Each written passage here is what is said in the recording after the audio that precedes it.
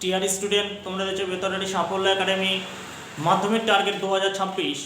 আজকে আমরা ইতিহাসের অতি গুরুত্বপূর্ণ মোস্ট একটি প্রশ্ন নিয়ে আলোচনা করব, যেটি হচ্ছে আইন অমান্য আন্দোলন পর্বে শ্রমিক আন্দোলন।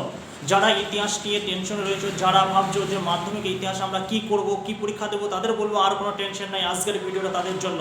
আজকের ভিডিওটা সম্পূর্ণ দেখার অনুরোধ রইল। ভারতের আইন অমান্য আন্দোলন পড়বে শ্রমিক আন্দোলন, এই প্রশ্নটি 4 নম্বরের জন্য আসন্ন 2026 পরীক্ষা আসার সম্ভাবনা রয়েছে। মোস্ট একটি গুরুত্বপূর্ণ ইম্পর্টেন্ট প্রশ্ন। চলো আমরা মূল টপিকে আসছি, শুরু করছি। দেখো কি বলছে, আইন অমান্য আন্দোলন পড়বে শ্রমিক আন্দোলনের ভূমিকা। প্রথমে তোমরা কি লিখবে? প্রথমে লিখবে ভূমিকা। ভূমিকা কি লিখবে? যে মহাত্মা গান্ধীর নেতৃত্বে ভারতের জাতীয় কংগ্রেস 1930 খ্রিস্টাব্দে এই আইন অমান্য আন্দোলন শুরু করেছিল। তাহলে আইন অমান্য আন্দোলন কত খ্রিস্টাব্দে শুরু হয়? 1930 খ্রিস্টাব্দে। এটা এমসিকিউতে খুব আসে, ভালো করে মনে রাখবে 1930।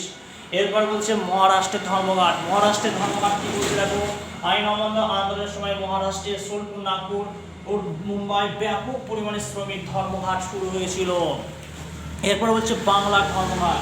বাংলার ধর্মঘট দেখো কি বলছে, এই আইন অমান্য আন্দোলনের পূর্বে বাংলার যে সমস্ত শ্রমিকরা ছিলেন তারা কি করেছিল, যে সমস্ত বাংলার শ্রমিকরা এই আইন অমান্য আন্দোলনে সামিল হয়েছিল সেই সমস্ত শ্রমিকরা কি করেছিল, বাংলার বিভিন্ন কলকারখানা যেমন চটকল, তারপর হচ্ছে শিল্প কলকারখানা প্রভৃতি, পরিবহন প্রভৃতি শিল্প কলকারখানাতে যে সমস্ত শ্রমিকরা ছিল তারা কিন্তু ধর্মঘট করেছিলেন।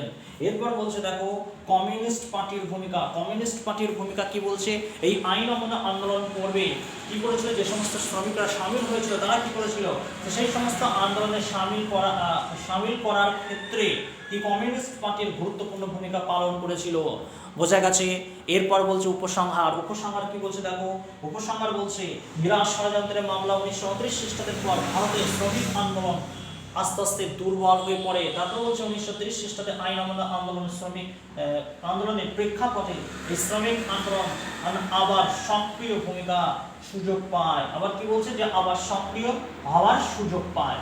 তাহলে এই আইন অমান্য আন্দোলন পর্বে শ্রমিক আন্দোলন, এটি খুব ইম্পর্টেন্ট একটি প্রশ্নটি আসার সম্ভাবনা রয়েছে 2026 পরীক্ষায়। খুব ভালো করে পড়বে প্রশ্নটি। তাহলে প্রথমে তোমরা কি লিখবে? প্রথমে লিখবে ভূমিকা, তারপরে লিখবে মহারাষ্ট্রের ধর্মঘট, তারপরে লিখবে বাংলার ধর্মঘট, তারপরে লিখবে কমিউনিস্ট পার্টি, তারপরে লিখবে উপসংহার। বোঝা গেছে? আজকে এই পর্যন্তই। তোমাদের জন্য একটি সুখবর রয়েছে, 2026 সালের নতুন মাধ্যমিকের ব্যাচ, মানে ষষ্ঠ থেকে দ্বাদশ শ্রেণী পর্যন্ত 2026-এর নতুন ব্যাচ শুরু হতে চলেছে। যারা যারা এখানে আসতে চাও, যারা অ্যাডমিশন করতে চাও, ভর্তি চলছে, যারা অ্যাডমিশন করতে চাও অতি অবশ্যই আমার সঙ্গে যোগাযোগ করো, বা এই যে নম্বরটা দেখতে পাচ্ছ 8918085104 বা 7797825379, এই নম্বরে তোমরা কল করতে পারো। বোঝা গেছে? এই বেতরারি সাফল্য একাডেমি চ্যানেল নতুন হলে চ্যানেলটি সাবস্ক্রাইব করে পাশে থাকা বেল আইকনটি প্রেস করে রেখো। আর ভিডিওটি ভালো লাগলে অবশ্যই একটি লাইক করো।